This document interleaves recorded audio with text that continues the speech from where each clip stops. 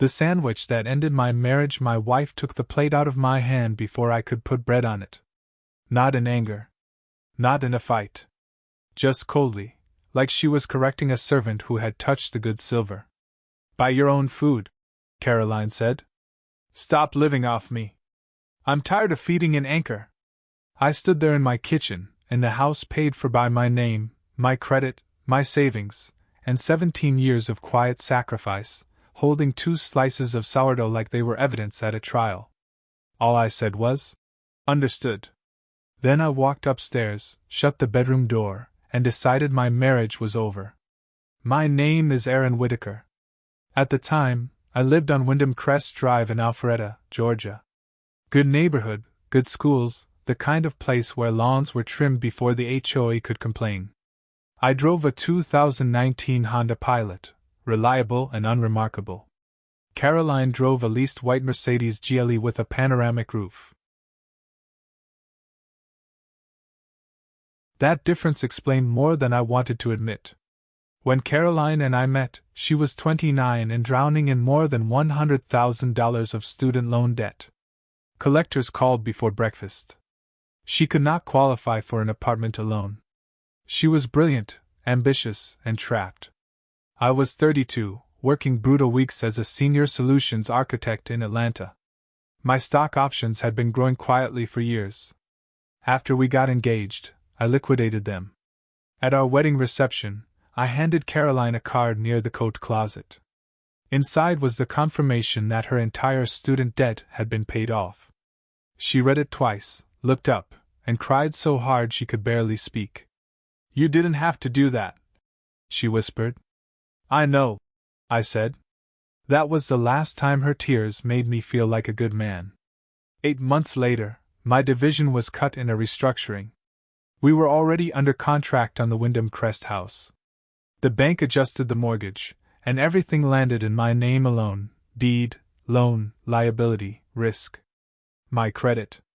My remaining cash. My signature. Caroline cried at the kitchen table when she signed the supporting papers. "You're saving us again," she said. "We're saving us," I told her. We moved in 3 weeks later. When she got her first real recruiting job in Sandy Springs, I made the choice that would later be used against me.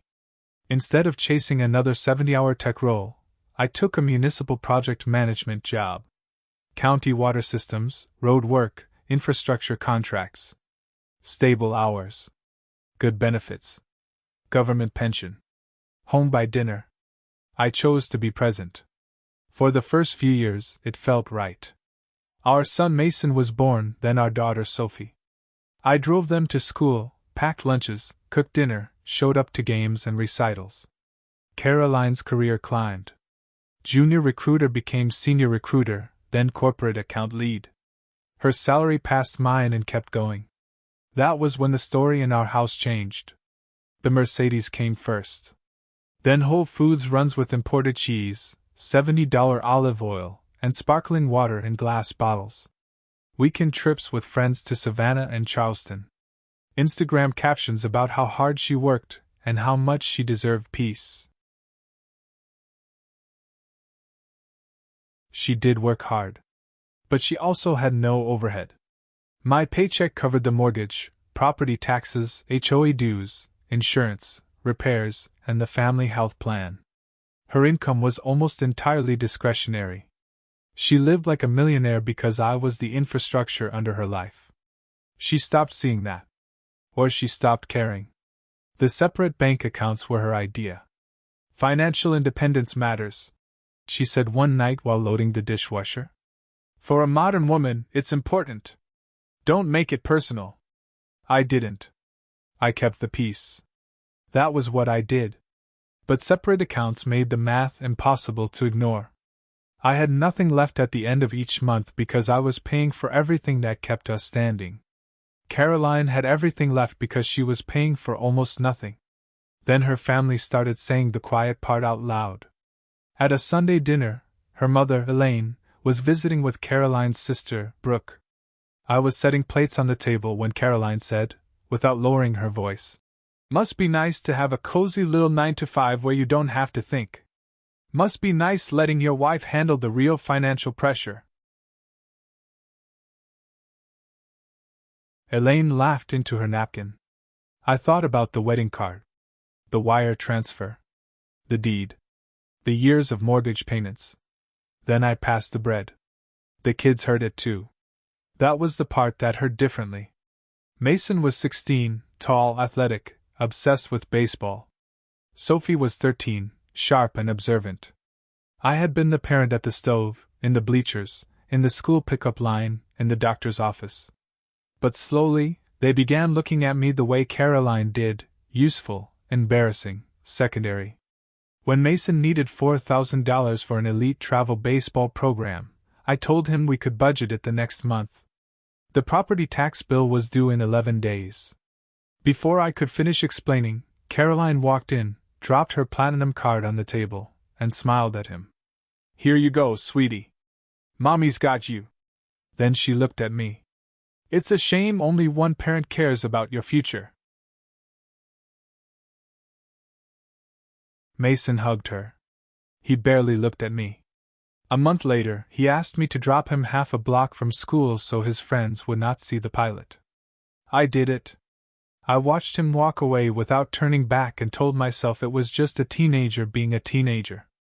I told myself a lot of things. Then came the sandwich. It was a gray Wednesday in November. I had spent the day managing a county water main rehabilitation project, half frozen on a site inspection that ran long. I came home tired, changed clothes, and went to the kitchen. Deli turkey, sourdough, mustard in the expensive glass jar Caroline liked. Nothing dramatic. Just a man making a sandwich in his own house. Then Caroline walked in, took the plate, shut the refrigerator, and said, "Buy your own food." Something in me did not explode. It went quiet. "Understood," I said. That night I made a list. The next morning before 9, I was in the office of Miriam Hale, a family law attorney on North Point Parkway and a former Fulton County Family Court judge.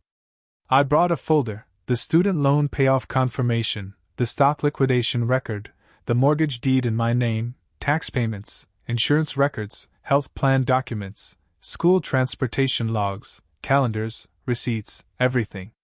Miriam read in silence for a long time. Then she looked over her glasses and said, "Mr. Whitaker, do you understand what you're sitting on?" "I'm starting to." She walked me through it calmly. The house had been purchased in my name, and funded through my premarital assets.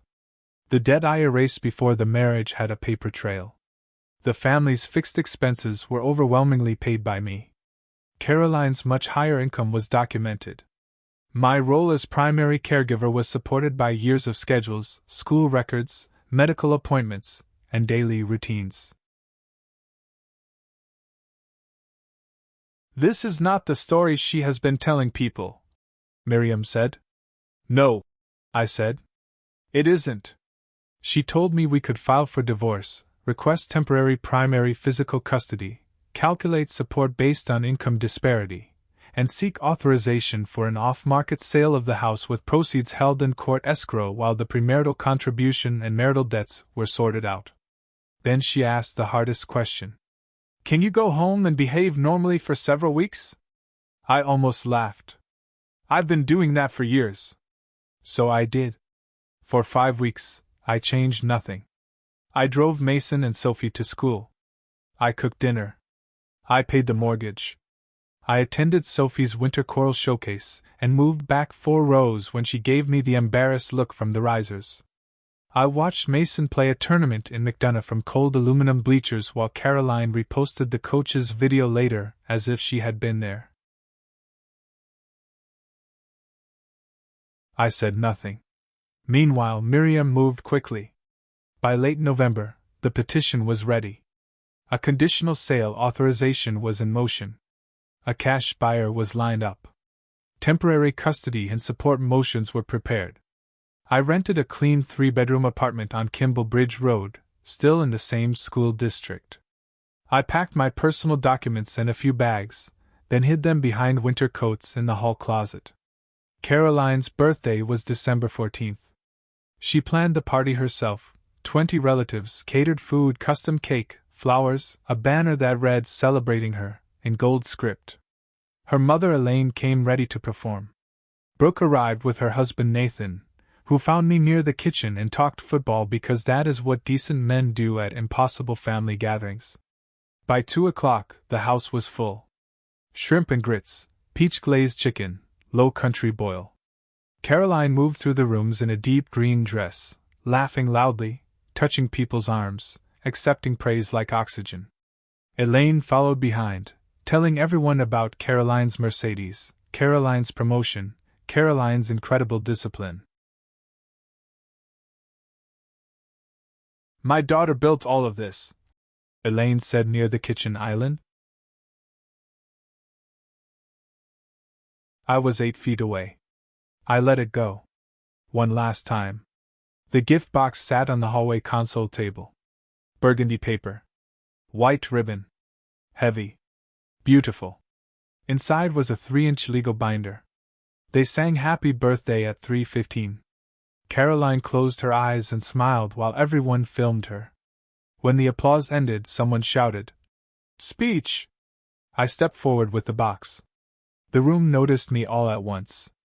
That was almost funny, after all those years of being invisible.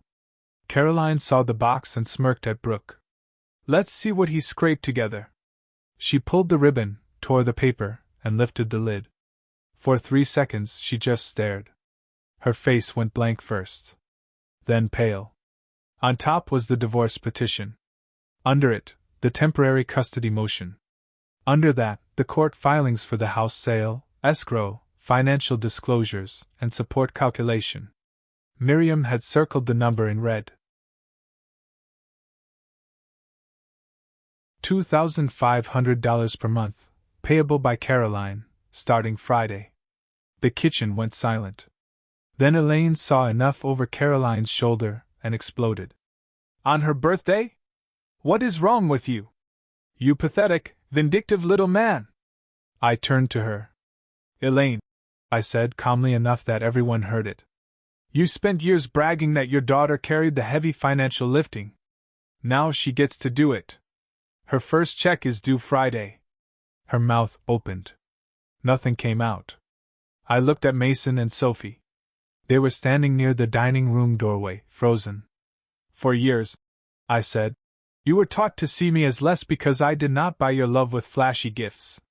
What your mother never told you is that before either of you were born, I emptied my savings to pay off more than $100,000 of her debt so she could even begin the career being celebrated today." Sophie's eyes filled. I kept going. "I chose a stable job so I could raise you. I drove you to school. I cooked your meals. I sat through every game and recital, even the ones where you wanted me in the back. My salary paid the mortgage, taxes, insurance, and health care while your mother's money went to trips, groceries, and a car we did not need." Mason looked down. Then I turned to Caroline. 5 weeks ago, in this kitchen, you took food out of my hands and told me to stop living off you. So I did.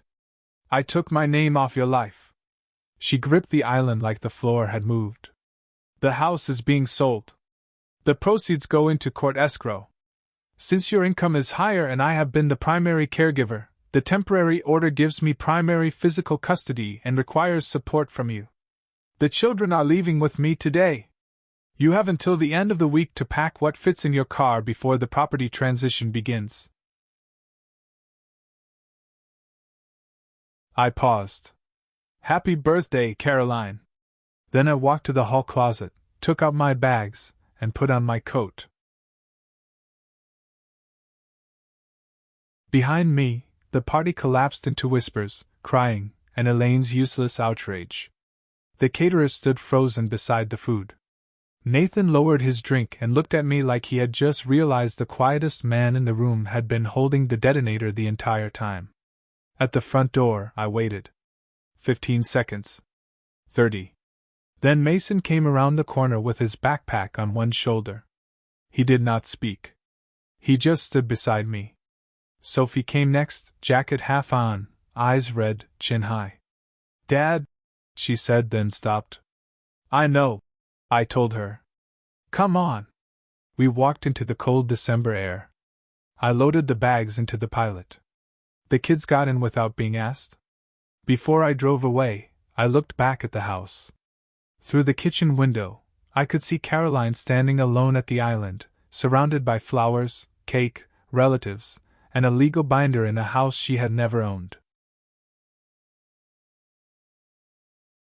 I started the engine.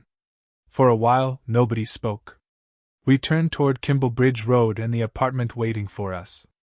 The sky was still gray, but somewhere north of Alpharetta, a little light started breaking through. Then Sophie said softly, Dad, Masson's tournament in McDonough.